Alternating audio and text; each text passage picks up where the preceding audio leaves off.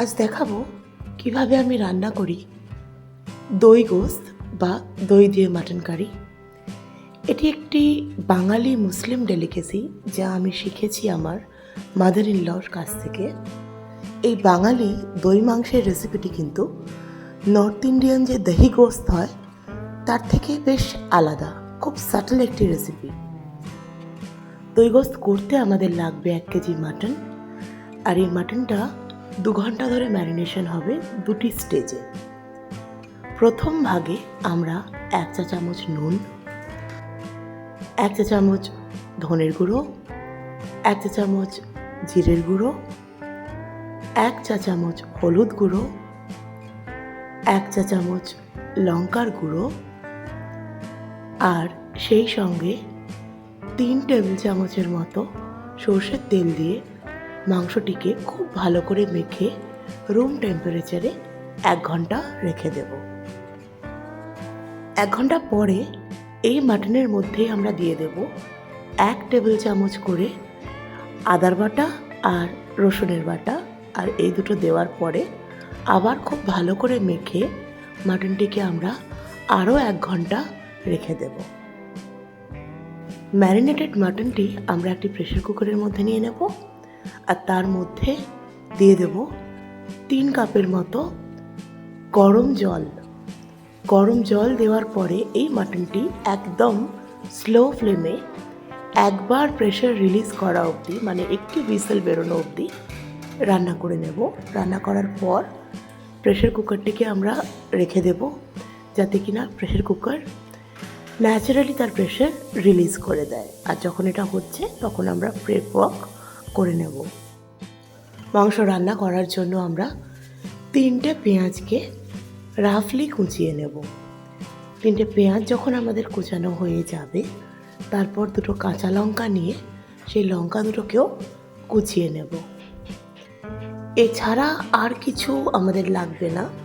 এরপর একটা কড়াইয়ের মধ্যে 5 টেবিল চামচ সর্ষের তেল খুব ভালো করে গরম করে তার মধ্যে 1 টেবিল চামচ ঘি গরম করে নেব, আর তারপর ফোড়ন দেব। ফোড়নের মধ্যে আমরা দেব 1 চা চামচ জিরে। জিরে দেওয়ার পর দেব 10টা মতো ছোটো এলাচ, 10টা লবঙ্গ। এরপরে আমরা দিয়ে দেব 2টো দারচিনি, এরপর দেব 4টে শুকনো লঙ্কা আর 3টে তেজপাতা। এগুলো দিয়ে বেশ ভালো করে একটু মিশিয়ে নেব। আর মেশানোর পরে এর মধ্যে আমরা দিয়ে দেবো 2 চা চামচের মতো চিনি। চিনি দিয়ে আমরা 1 মিনিট মতো রান্না করব, যাতে চিনিটা ক্যারামেলাইজ করে যায়। এরপরে এর মধ্যে আমরা দিয়ে দেবো যে পেঁয়াজটা আমরা কুচিয়ে রেখেছি, সেই পেঁয়াজটা। পেঁয়াজ দিয়ে 3 মিনিটের মতো রান্না হবে স্লো ফ্লেমে, যাতে পেঁয়াজটা বেশ ভালো করে ব্রাউন হয়ে যায়। পেঁয়াজ ব্রাউন হয়ে যাওয়ার পর এর মধ্যে আমরা 1 টেবিল চামচ করে জিঞ্জার অ্যান্ড গার্লিক পেস্ট দিয়ে দেবো। দিয়ে আবার একটু ভালো করে মিশিয়ে নেব। এর মধ্যে আমরা খুব সামান্য জল দেব, যাতে মশলাটা পুড়ে না যায়, আর আরও 2-3 মিনিট মতো রান্না করে নেব। এরপরে এর মধ্যে আমরা দিয়ে দেব 200 গ্রাম প্লেন কার্ড বা টক দই।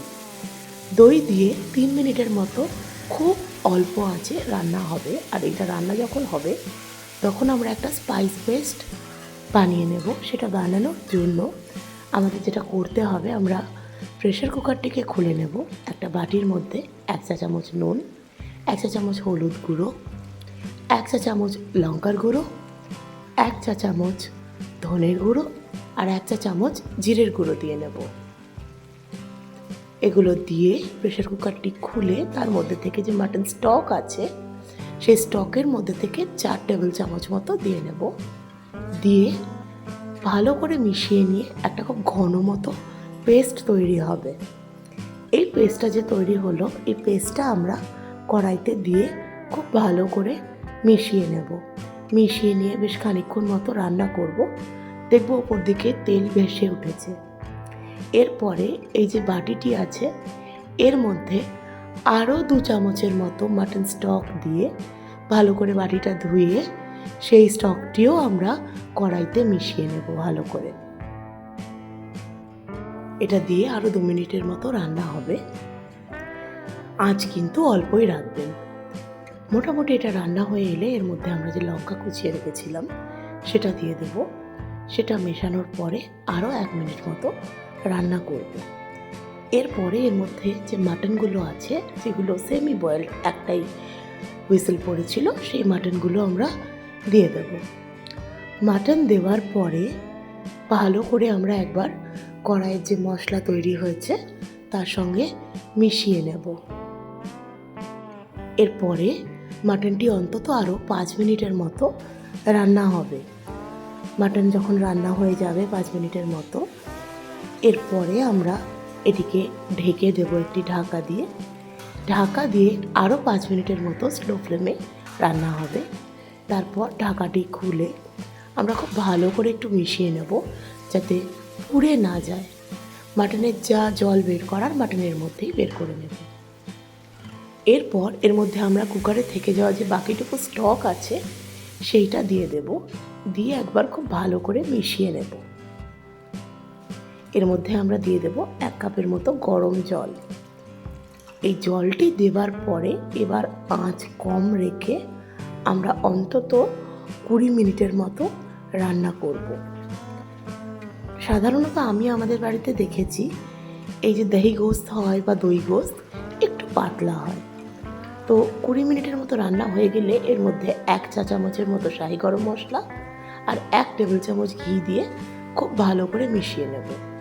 যেটা বলছিলাম, আমাদের বাড়িতে এটা একটু পাতলা রান্না করা হয় এই মাটনের ঝোলটি। তবে আপনি যদি মনে করেন আরও বেশিক্ষণ রান্না করে গ্রেভিটি একটু ঘন করে নিতে পারেন। রান্না হয়ে গেলে ফ্লেম অফ করে দিয়ে অন্তত একটা 15 মিনিটের স্ট্যান্ডিং টাইম দেবেন। তারপরে সার্ভ করবেন দই গোস্ত। এর সঙ্গে ভাত, রুটি এই সব কিছু ভীষণ ভালো লাগে। আমাকে জানাবেন দই গোস্ত বা দই দিয়ে মাটনের এই রেসিপিটি আপনাদের কেমন লাগলো। আর আমি ফিরে আসব দেবযানী রান্নাঘরে আবার একটি নতুন রেসিপি নিয়ে। আপনাদের সঙ্গে কথা হবে কমেন্ট বক্সে। জানাবেন আর কি রেসিপি আপনারা আমার কাছ থেকে দেখতে চান। ভালো থাকবেন।